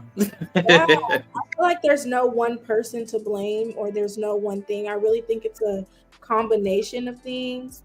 I feel like not necessarily who, but what. I feel like our entertainment industry, like Eric and Messiah were saying, I feel like there's no balance. Like we don't know how to balance things out. And I think it's either we're trying to be like, we put our all into one thing. And I think it stems from, I know somebody has commented something about like many people, like many of our parents grew up in a strict generation, and our generation, we're trying so hard not to be like the other generation that we're not taking, like Mr. Marshall said, we're not taking anything that they did like for good. Like there are some things that adults say and I'll be like, you know what, like they have a point. And I think that people forget that yes, our times are extremely different. There are certain things that we go through that our parents never had to endure, never had to go through. Not to say our life is just so hard and we just have so many troubles, because we really don't. We really are like a pretty good off generation, but I think that we get so distracted in trying to be so different from like past generations because we, like I said, there's a spectrum of us that like we know the history, we've seen it, and we're trying to be so different that we become almost detached from the history instead of taking the good out and, you know, leaving what we can't really use. I think that's a big problem for us. And I also think entertainment, social media, it really plays a big part in it. Parents, I think it's a combination of things, the lack of God in our society. I think people, there's no like structure, there's no backbone. And so people are kind of just trying to go with the flow, trying to figure out what works for them instead of thinking about, like you said, T-Horn, our generation is very instant gratification. Even though I struggle with that sometimes, I fail to realize, like with the career that I have, it's going to take a lot of time and effort to put into. In society, they want to know like what's going to get me the most amount of benefit right now. They don't think about, okay, well, yeah, I may not be benefiting right now, but 5 to 10 years down the line, I will. Some people don't think about it simply because they don't think it's important. Some people don't feel like they're going to live that long. Some people feel like, you know, that it's not, that's tomorrow. Like, that's not for me to worry about right now. And me, I'm the polar opposite because I'm a planner. That's just my personality. I like to know every single little detail that like my day entails. But some people, they're okay with going with the flow. You know, I'm just going to see where the wind blows me, see where it takes me. And I think that also plays a part into like what's gone wrong in our society. Okay, real quick, Fenton, Grayson, I know you guys have some insight on that, and I'm gonna get back to you guys, but I want to take time to make sure we're acknowledging the viewers too. They had some questions they wanted to ask. So one of the questions that popped up, and I think I was gonna have the kids answer this one because, you know, well, I say everybody can answer it because we all had siblings and stuff like that. Do older kids try to reign in the younger kids today? Like, do they try to reign over them? Or they try to take charge? What are y'all views on that? Actually, let's start with Fenton and Grayson first. Give us the insight. How you guys feel about the older kids reigning over the younger kids? Which me? Yes, sir. You go. Which one of us first? Go ahead, Grayson. Go ahead, Grayson. I think that there's some truth to that because I think the older kids are who they're looking to for affirmation and I don't think they want to be like their parents. You know, there was a time where wanting to be like your father or your grandfather was something that young people aspired to. Now they don't. They want to be like the guy that's 17 or 18 that seemingly has all of what they feel like will get in the next few years. So I don't think it's reigning in. I think there is an intentional mindset to deviate young people from a bigger picture of where their future could be. And as somebody said, their future is right now. So they're looking at, if I'm 13, I'm looking at somebody 17, I feel like I'm real close to doing that, right? But if I'm looking at somebody who's in their 40s or 50s, that seems like so far away. I don't want to wait for that. So I think the influence of controlling the minds of young people is no longer responsible by the parents. It used to be. I think it's the people they identify with, and that's where it is. So yeah, I do think they're reining them in. Now, do I think it's a personal reign? No, but I think it's now the new model that's out there, and I think it's what separates them from truly getting some real good, factful information is how to live their lives. Messiah, I'm trying to do adult kid. Messiah, how you feel about that? Do you feel like older kids try to rein younger kids today? You mean like? So if I had to explain, like, actually, you're a good example. So, like I said, these are all kids that I work with in the past and work with currently. And if I could speak on Messiah for a second, Messiah has peers in his class that are friends, and he's talked to me multiple times about trying to show them the right thing to do and trying to be a leader in certain aspects. The question is, the same way you try to be a leader and rein in your friends, do older kids try to do the same things with younger kids today? So like show leadership? Show leadership, show them the right way, even if it's doing the wrong thing. Do you feel like they try to bring kids in, bring somebody under your wing type deal? That makes sense? Yeah, but I don't think like older kids like these days. Like I don't think they like do that. I don't think like older kids they'll like do it. They be like they have like their own mind. They don't feel like us younger kids don't have to like be like we just like dust too. So you're saying they don't really care? It's like they doing their own thing and y'all just do what y'all do type deal. Like we like on our own right now. You gotta look like people. Some people might. Us younger people don't look up to somebody. Not them team. Hold on, Messiah, hold on. Pause for a second. Because your mic going in and out. You might need to come closer to the mic. Okay, we'll get him and bring it back. Eric, give me your insight on it. We'll get Messiah when he gets back. He's having problems with his mic. But go ahead. What was the question? In certain cases, like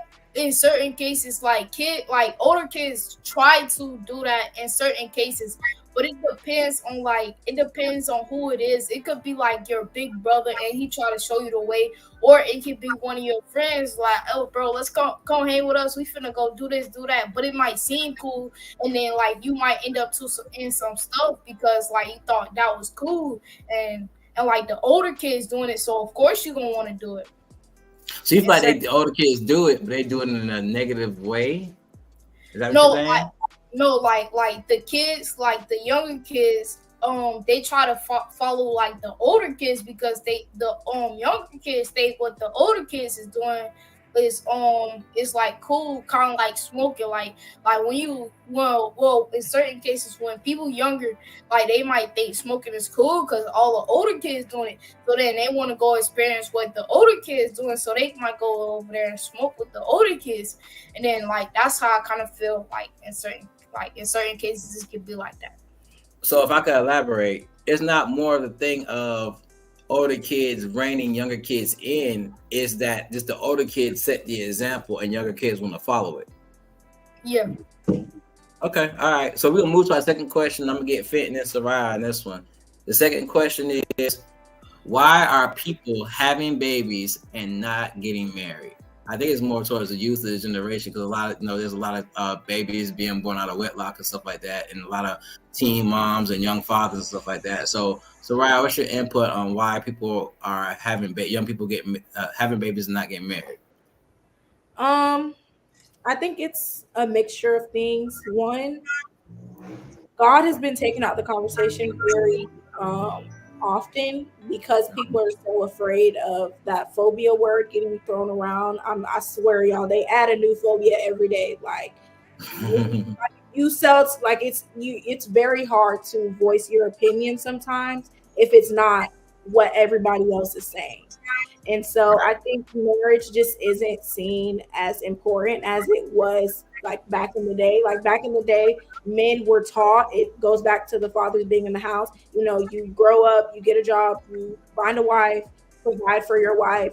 Those types of teachings are not being passed down as much. Now in our generation, men are most likely trying to just get more money, get more, it's more glamorized to not be married than to be married. People also don't realize how hard having children is until they're in it. I was lucky enough to have 4 sisters and 3 of them have kids. So I've been exposed to how having a kid is so hard, figuring out even the small things, transportation every day. I've been exposed to that, so I know I want no dealings with it. So you saw your sisters, you was like, not me. I think sisters struggle, and I seen what they had to go through with having kids young and not having that person to fall back on. So it taught me like, I'm good. I want no parts in that. Like, I'm good. So for me, it's like, it's a no-brainer. And it's just the way that I was raised. I think that my goal is to be married before I have kids. But, things happen. I think part of it is like marriage is not, it's not highlighted like it should be.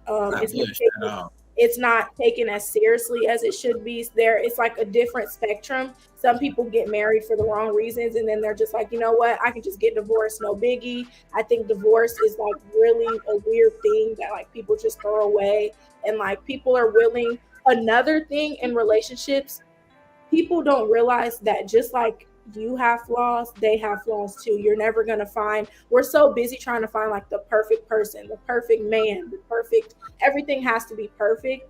And people don't realize within relationships, even in those long-term ones, marriages that have been 20, 25 years, they'll tell you, like me and my wife, we went through it because like you're with one person, you're gonna argue, all of that. I think our youth is just really, if you're not doing what you need, if what they need you to do, they'll leave. Like with swiftness. They don't stick around, they don't stay around. And I think there's just no balance. There's no balance to it. So yeah. If I could interject on that for 1 second, because the fitness isn't here. He has to wait for him to pop back on. But I was talking to somebody the other day. I forgot who it was, but they said something that really opened my eyes to a lot of stuff. So a lot of, and it probably was on a podcast, I'm not sure, but a lot of Black fathers are being blamed for not staying with the mom and not being in their kids' lives and this and that. But you really gotta take time to think about when these sexual acts or this intimacy between this young man and this young woman was happening. What was the mindset? It was never the mindset of, hey, I want to be, with this girl in a relationship. Hey, I think this girl's great. I want to marry her. In today's day and age, a boy gonna see a girl and think she fine and be like, dang, she look good. Her hips are looking like this, her chest looking like this, her booty looking like this. She pretty in the face. She walk a certain way. Dang, I just want to hit that real quick. You know what I'm saying?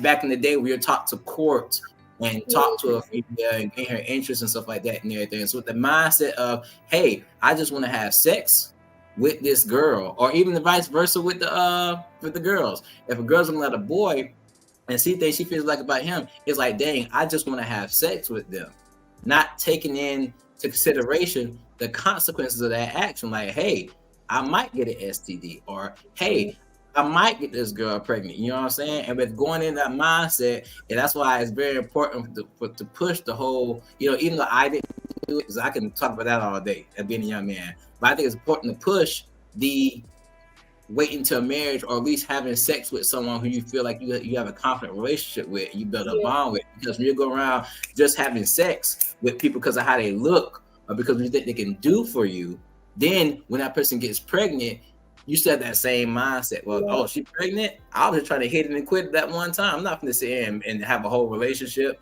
and have a baby with this girl and stuff like that and everything. And I think that's one of the things that produced the whole absent father thing, because the mindset at first is, I just want to hit it real quick and then go talk to my homeboys about it and have these little memories and stuff like that and everything. Or the same thing with the girls. Oh, girl, he was fine. I just let him hit it this one time. I didn't expect this to happen. So you got that mindset of it's a one-time thing, then something happens that's a whole lifetime thing.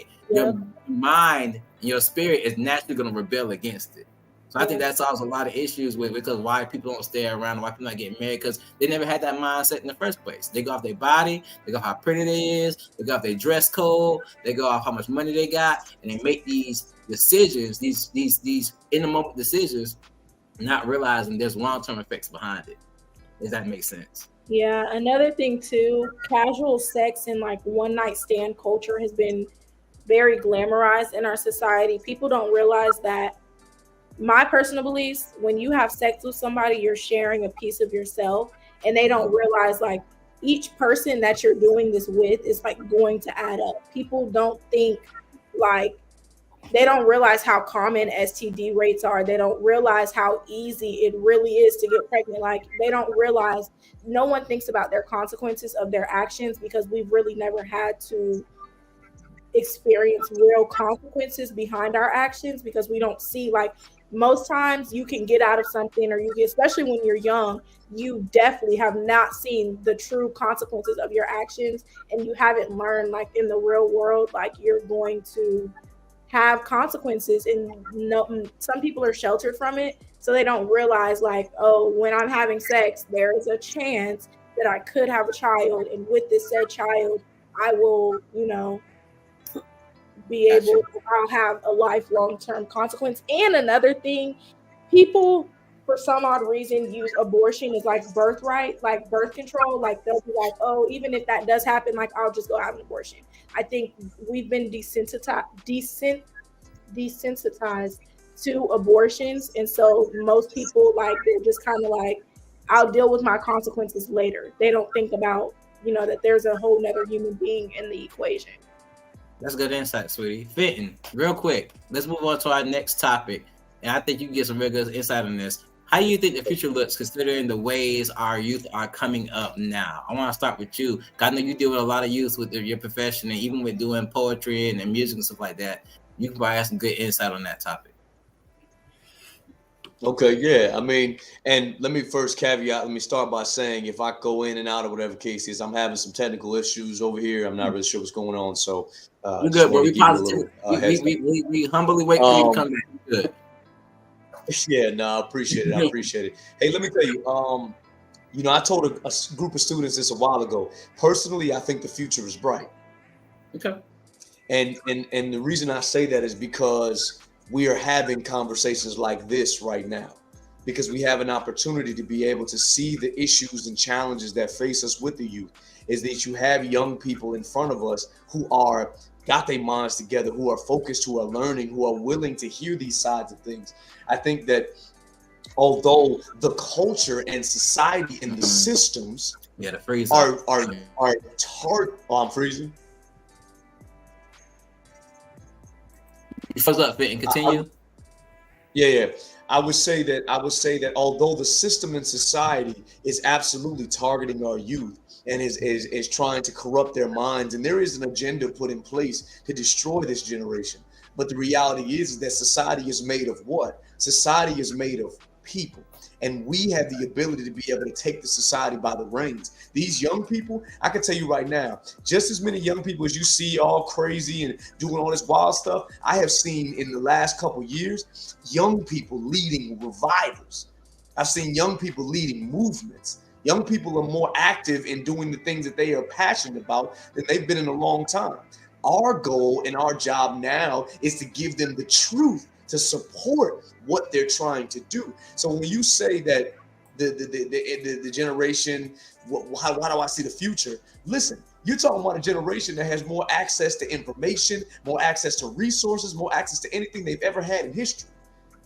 I mean, so yeah, the reality is that access is a blessing and a curse, because on one side, they have access to a whole lot of stuff that we didn't have before.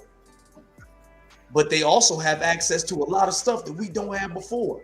I mean, I'm gonna tell you right now, how many of these kids right now are leading whole movements online, just through TikTok, just through social media. I mean, you got kids who are coming out here, and you had this, it's funny, statistically, kids are actually, this generation is actually having less sex. Statistically. Really?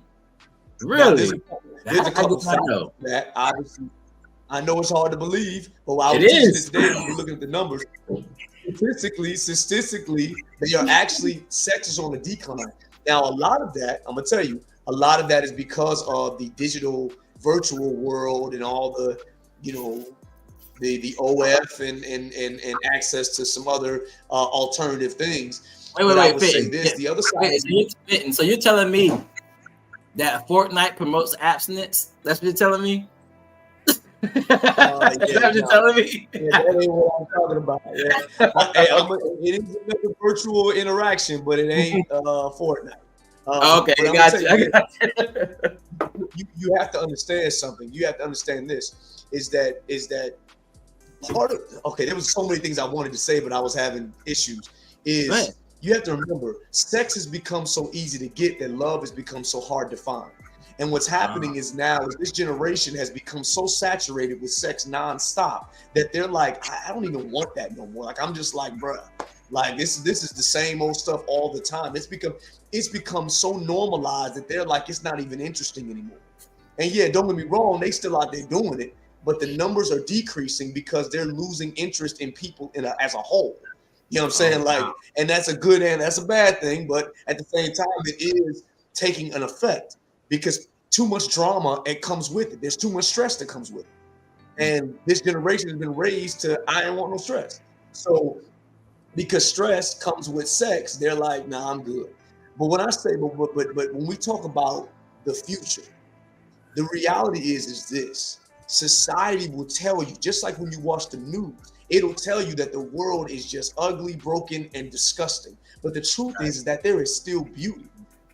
The reality is that there are still youth out here who want a great future, who believe in some value. There are youth right now that are standing on their own value because they see how crazy their generation is getting. That's you true. got Soraya right there. She in college. And she's standing on her own 2 feet saying, listen, I grew up like this and I don't care what I got going on.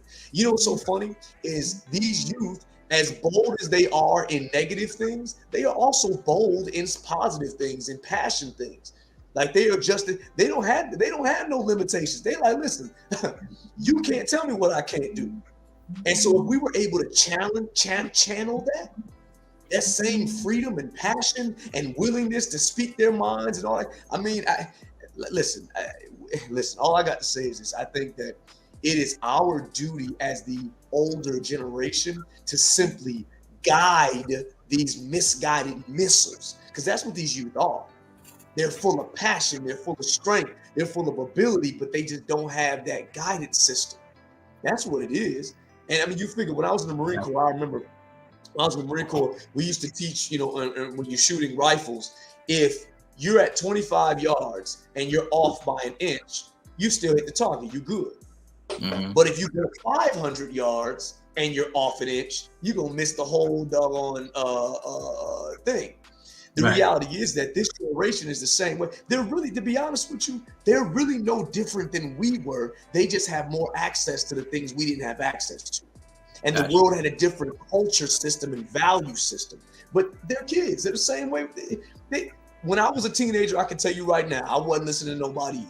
You know what I'm saying? Like, I mean, let's be honest. We made mistakes and we did our crazy stuff and we got caught up in all kind of things. But the reality is this: the values were different then. And we weren't raised with so much access. They just have an extreme amount of access much faster. You see what I'm saying? So our job as the older generation is to understand that and then channel those resources, channel that ability, and challenge them to use their powers for good. You see what I'm saying? And listen, I believe in this generation. Like I do. And I've had to bury kids, all that, but I believe in this generation. Like I believe that there are some sparks in this generation like we've never seen in the church. Believe it or not, there's a whole lot more youth outside of the 4 walls of the church, like that video. There's a lot of youth that are starting their own little youth groups, that are starting little revivals all over the world. And see, we're missing it because the media is only showing us the youth that we see. They're only putting the magnifying glass on the crazy youth. You know, the media and TikTok and all that, they're promoting the sexy reds and all them crazy folks. The reality is, I've been in these schools talking to these kids. Half these kids don't even like these people. Half these kids will tell you these kids are crazy.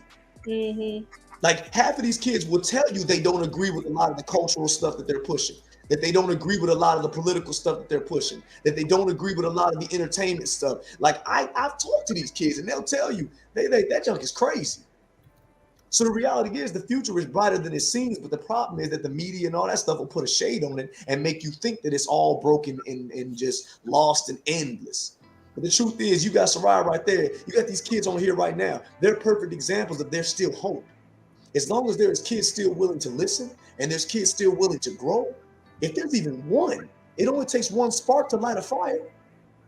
Like I said, maybe you could call me too optimistic, but I just believe that I still believe in this generation, and God can turn anything around.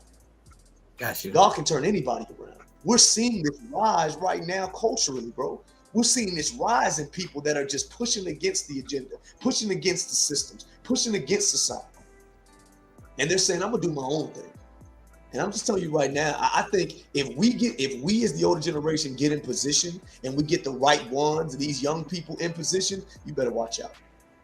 Gotcha. Yes, real quick, just one quick, just a simple yes or no. You good, boss man. Kids, do y'all agree with everything Mr. Fenton just said? Yes, this is simple. Yes, in a way, yeah. In a way, okay.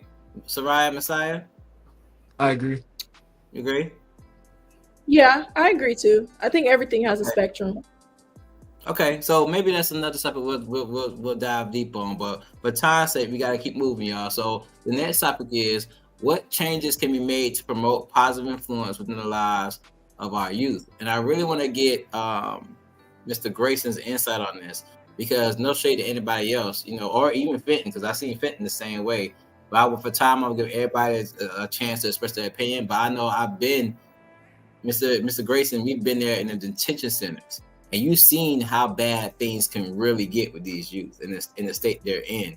So, your insight, what changes do you think can be made to promote positive influence or promote positivity overall, especially when youth are so, as society would say, I should say, so far gone, it's hard to change them. What changes do you think can be made? You know, I don't think there's so much the emphasis needs to be on change. Those intentionality. Mm-hmm. I think the focus on what we really need to have them do. I think change becomes evidentiary when folks want to make excuses, when we want to blame people. We feel like we got to change because that's where we're putting all the onus. The onus ultimately comes back on us. So if we can really understand that in order for things to change, you must change. What we've done is we've allowed the systems and everything around us, social influences, we want them to change. We want all that to change. Stop doing that stuff and we'll change. No, that stuff isn't going to change. You have to change. And the level of accountability that we have denied causes us a problem, right? Even if we look at things society today as it relates to social change or social influence, right? We're still blaming certain cultures for where we are in life. That's never going to change. So what are we going to do? I think there's a new perspective that has to be gotten about the power that you have. And I think the young generation, with, as Fenton said, with the mindset that they have, if they can understand that that is a good attitude to have, it needs to be harnessed and needs to be directed. But you do need to be able to go against some of the narratives that exist. But they're so influenced by the narrative that they end up making an effort to do something without the full capacity and support to finish it. So they get weary and well doing. They start, but if it doesn't happen right away, they think it's wrong.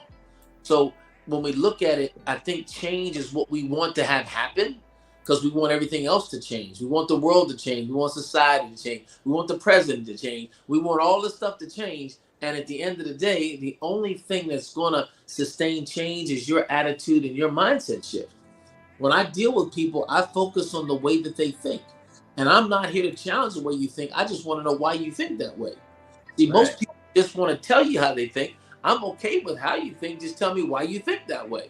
Because if you're going to go face the world is going to ask you to defend the position that you have. And you can't defend that position emotionally. You have to defend that position with some understanding. And the understanding comes with the true identity of who I am. We live in a world where kids identify with what they like, not who they are. And we've never, ever been taught to really accept and appreciate our identity.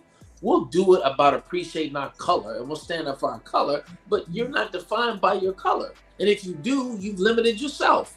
We have to get to a place where your identity should be in Christ. But we know that the world isn't taking that stance to the fullness that it should be. But if your identity is in Christ, then as we talked about before, about you guys, we're talking about having babies. Love has become transactional, not unconditional.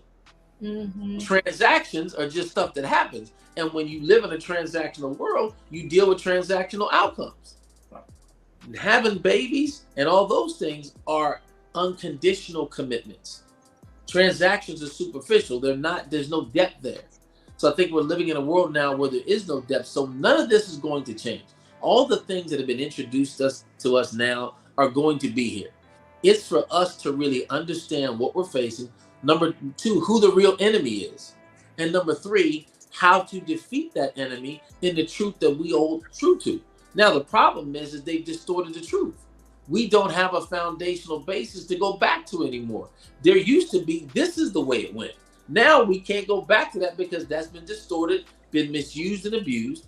And the two places that it used to be fortified was number one, the family, which has been torn, and number two, the church, which has been merchandise to where it's nothing but entertainment as opposed to a conversation about truth. So the two that used to support what we went to for some foundational foundational belief systems are gone now. So now what we do is we go to school. Well, we know what kind of foundation they're getting there. So now the three places that we spend the most time, we're not getting any sound doctrine. We're not getting any sound examples or models. So now we're creating our own identity. So I don't think it's about change because the things around us are going to be. It's always going to be summer, winter, spring, or fall. The clock is still going to move forward. Change is inevitable. That's going to happen. But it's our intentionality in that change. It's our perspective. in that change and who we're going to become because of that. I don't let the circumstances affect me. I tell kids all the time, you're the thermostat, not the thermometer. You set the tone, you don't react to it. And I think that's where we have to get to. And it's not it's not an emotional expression.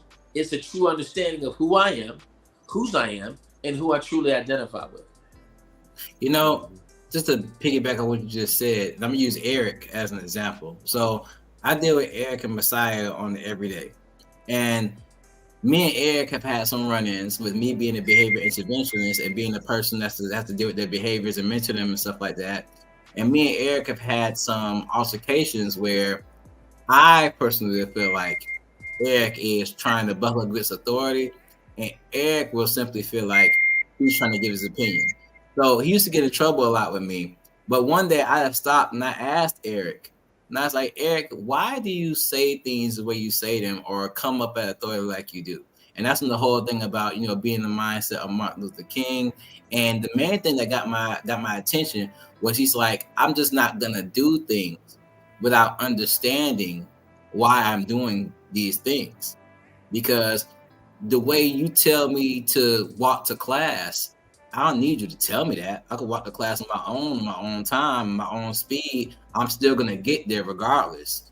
So even having that conversation with him, like you said, it's not a thing that things need to change, it's that we need change as a people. Because having that conversation with him actually made me change, as in how I'm going to address him dealing with the situation, see how his mindset is, and know that, okay, I can't just give out commands without providing some type of understanding. So now when I address the kids, I still get crunk with them sometimes, I ain't gonna lie to you, but at the same time, I try to give them chances and try to explain to them, this is why I need you to do this. So now you're not doing this thinking somebody's being dogmatic or trying to be an alpha male over you or trying to just basically tell you what to do. There are reasons why certain rules are put in place, and there are reasons why I enforce these rules. So when you said the whole thing about us changing as a people and basically like doing Michael Jackson said, looking at the man in the mirror, I think that I co-sign with that, because with us changing and having more understanding of people and their situations and understanding the youth as a whole, and then changing ourselves based off those youth, I think we can make a better influence on the youth in that way, if that makes sense. And Terrence, and on top of that, I'm going to use the example you gave about him and Martin Luther King. He knows Martin Luther King is somebody that bucked against the system. He doesn't know about Martin Luther King. He only knows the little bit that he knows. And that's what he's jumped on. That relates to his emotional combativeness, and he thinks that's a positive thing. He doesn't understand that that's a man who went to college at 14 and graduated with his doctorate at 18 years old. He did a bunch of the other things to position himself in a way that he could critically address the issues that were there. So again, we see only the part that aligns with where we are at that point. But if I look at the whole body of work that he did, that was a whole lot he was at 15 and being in college, at 18 being a doctorate in seminary. All those things were a whole different thing. So we only know a little bit. And that's why I said they don't know the history. They got to know the whole story, because that will show you and dictate how he got to that place. And he was able to lead a movement of nonviolence. Why? Because he had been through some other things. He had a foundation. There were some rules and morals and things that he stood on as related to his expression to people that people connected to. You got to remember that the speech he gave was, I have a dream. It wasn't a selfish. People bought into the dream. They weren't there to hear him speak about what he wanted. They were here because they bought into the mindset of a dream. They felt like that if things changed, they would have a better place. If all these things were moving, it would be better for everybody. So I think that's where we have to really understand the bigger scope of it. If we truly understand the bigger picture, and this generation doesn't often look that way, but if they really look to the bigger picture, they may see that what you're saying to him is not about walking down the hall this moment. It's about how you're going to walk 3 years from now in front of somebody. And he'd rather get it from you than somebody who loves him, because I can tell you this, the lip that they seem to have with us ain't the same lip they have with the popo. It's a different game. Why? Because there is abrupt, immediate change if my attitude is that way. So they've mistaken our love for availability to be who they want to be, as opposed to taking that love and understanding, if I keep walking this way, he's going to walk me into my destiny because he believes in me. Right. Real quick question. We got a question from the viewers. Eric and Messiah, what do you guys want to be when you grow up? Man, you guys, I'm gonna come back to you right after they give the answer to this question, okay? Go ahead, Eric. What y'all want to be when y'all grow up? Like I wanted to be a lot of things, from like a lawyer to like maybe like a doctor, and then like probably most likely I would probably be doing like economics, like stocks and things, and then like owning my own business. Okay. What about you, Messiah? Oh,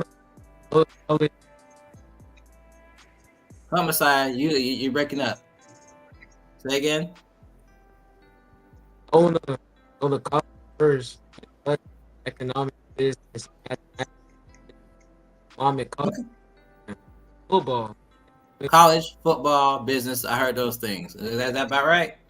Yes. Good stuff. So I'm gonna say this.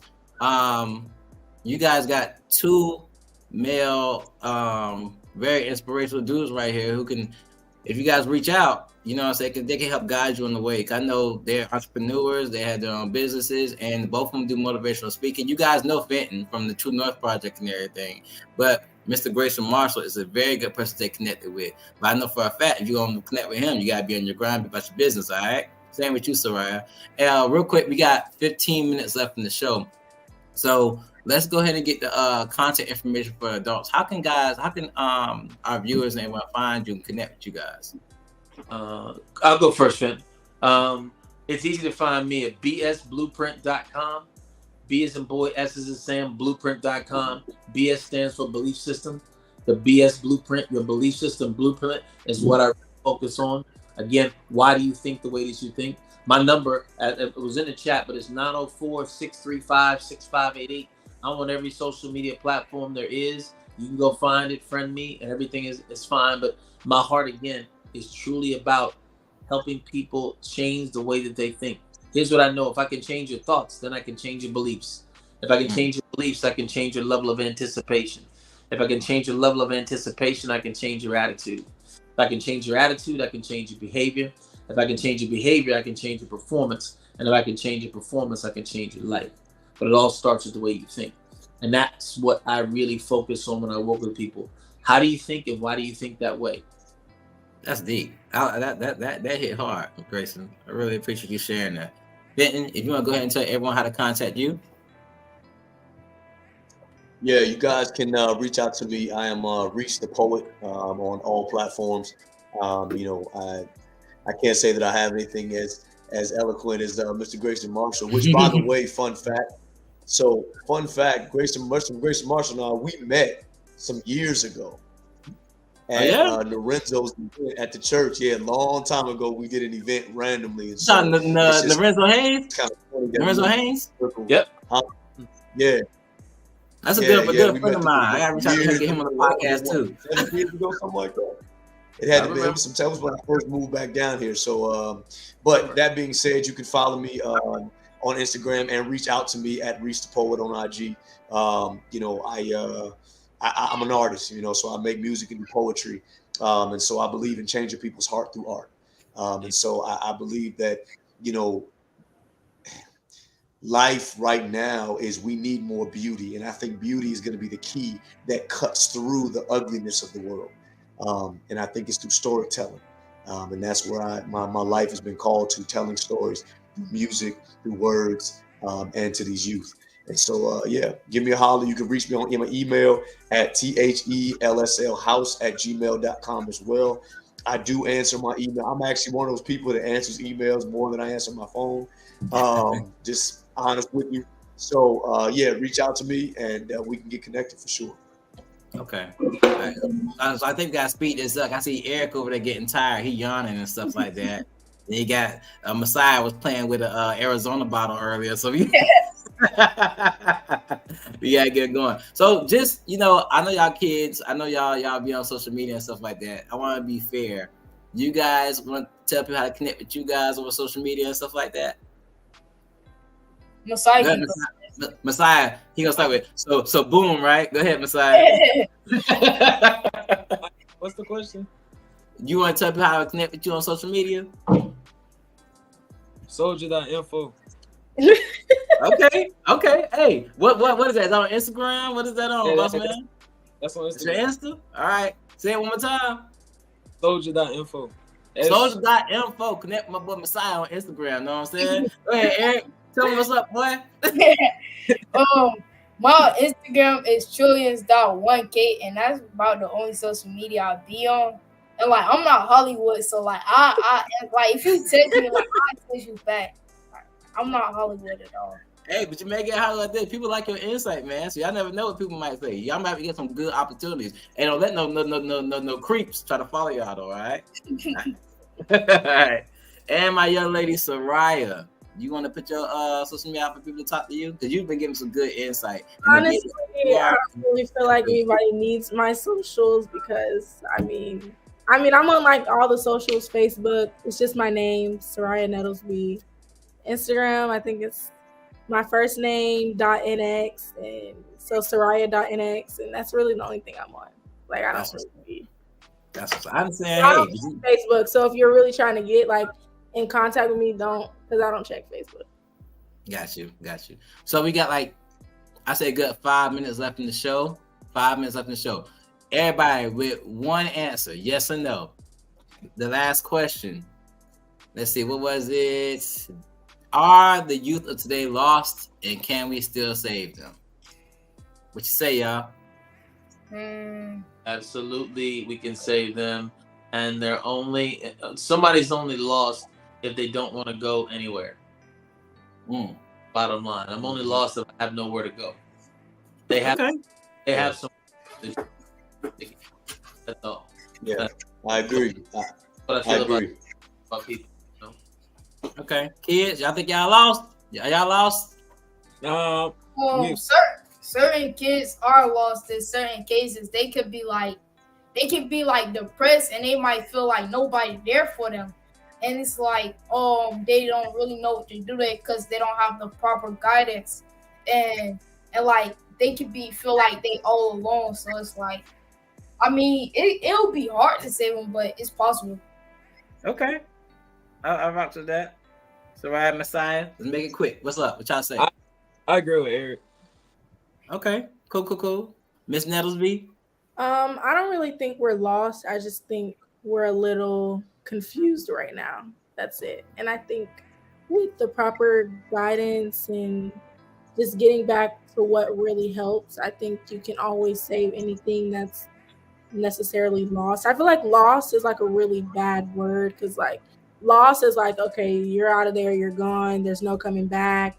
But I feel like we're not as lost as social media tries to put it as. Like definitely what Mr. Fenton was saying, he was saying like the news coverage, they only show the bad because that's what gets attention. People only want to see negativity. They don't really want to see positivity for some odd reason. But I think that we're not as lost as people try and make it seem. But I definitely think there's room for growth. But I feel like that's what any generation. Like every generation had their thing where it was like, just a little turned around. Yeah, like every generation has their thing where it's like, yeah, y'all are crazy. I'm pretty sure y'all like, what are they doing? Like every generation has its thing. Ours is just being a little bit more glamorized because we have social media. So now everybody sees what we have going on instead of like just little pockets of like, oh, little Bobby over there went to jail. Now the whole world knows Bobby went to jail for stealing a car. Like now everybody knows that. So instead of just that little circle. Gotcha. Well, okay. So I thank you guys all for coming on tonight and giving insight. The best thing about this show is that we get different insight to have these conversations. So now that we have understanding of each other, we can go about it whether we agree or disagree in a more positive light. This has been Conversations with yours truly, T-Horne da Uncool. I hope you got something out of it. Thanks again to all the guests. And we're going to end this show with a be blessed, be uncool. Y'all have a good night now.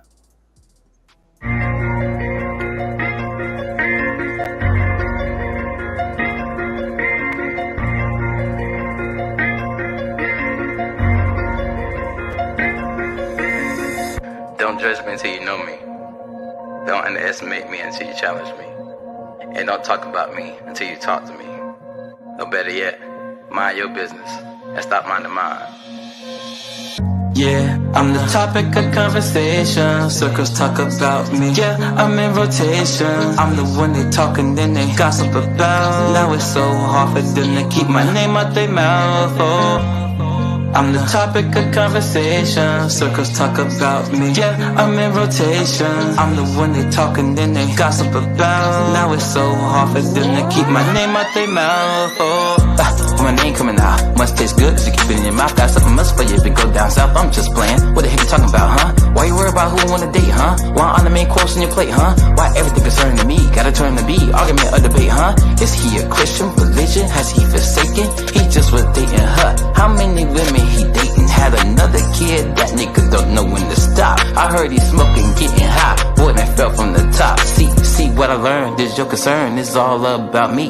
Y'all gossiping made me look at y'all like female dogs in heat. But let's make something concrete.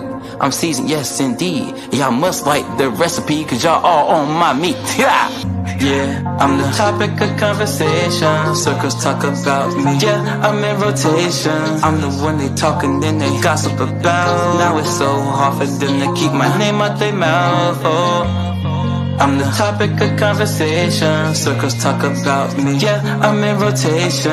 I'm the one they talk and then they gossip about. Now it's so hard for them to keep my name out their mouth. Oh, haters try to diss me, they love me, but they dismiss me. Play hard, but acting sissy. They lies be so convincing, and exes get jealous quickly. They won't admit that they miss me. They hate that I moved on, so use my children against me just to keep up the talk. People peep on my wall just to keep tabs on my flaws, just to keep me fall. Doing everything they ask me, but that ain't enough. I'm on everybody's tongue and everybody on my jump. His rap career won't take off. That nigga ain't hard, he really soft. Try to see his page, but I'm blocked. He was living for Jesus, then he stopped. He get girls just to knock him off. He lies, the truth ain't what he taught. I be so close to popping off, but then I realize I don't give a fuck. Yeah, I'm the topic of conversation. Circles talk about me. Yeah, I'm in rotation. I'm the one they talk and then they gossip about. Now it's so hard for them to keep my name out their mouth. Oh, I'm the topic of conversation. Circles talk about me. Yeah, I'm in rotation. I'm the one they talk and then they gossip about. Now it's so hard for them to keep my name out their mouth. Oh, my whole life, I lived it based off of other people's opinions. They judge what I do, what I say, how I think, and I judge my whole life based off their interpretations. But now I got to the point where I realize my life is my own, and I'm the only one that can live it. So, if you got an opinion, keep it to yourself. I'ma live how I see fit. I'm the topic of conversations. Yeah, I'm in rotation. Gossip about, keep my name out their mouth. Oh.